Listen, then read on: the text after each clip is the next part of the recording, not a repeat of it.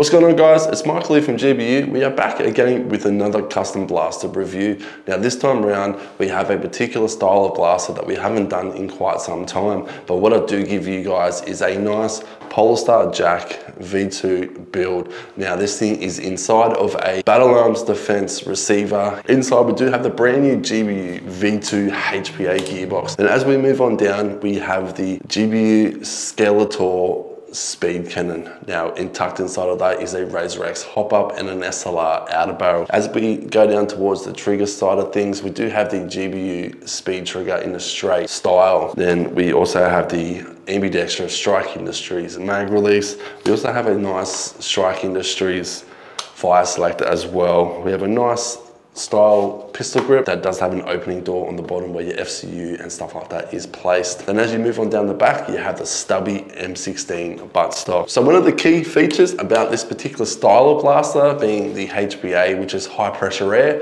is that it doesn't have a gearing system. So you're not going to strip your gears, you don't have to worry about your piston letting go or your nozzle or whatever. This thing is purely run by air. It has no moving parts other than the nozzle itself, which has a rubber tip glued onto it. Now, one of the worst things that could possibly happen would be that the nozzle comes off. All you do, get your glue, line it back up, and away you go. You have no issues at all. So all of the air is powered by this hose right here in the QD fitting. Now, HPA builds are considered to be a lot more consistent in FPS, feeding, and reliability as well. So again, I do give you the custom Polarstar Jack build in a nice red build. Now, we're gonna head over to the firing range. We're gonna give this thing a couple of slaps. We'll see how it performs and we'll be back. So here we are, we'll do some semi.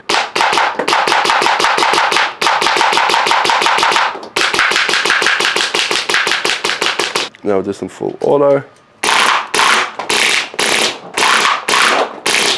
So there you have it, guys. Nice and quick, nice and straight, decent power behind it. It was slapping the little targets like there was no tomorrow. Now this thing is fully programmable. It does come with a thing called an FCU, fire control unit. So you can control how many rounds a second it does, from anywhere from 1 round a second if you wish, all the way up until about 99 rounds a second. Now, the only thing that's going to stop you at 99 rounds a second is whether your magazine can keep up with that speed.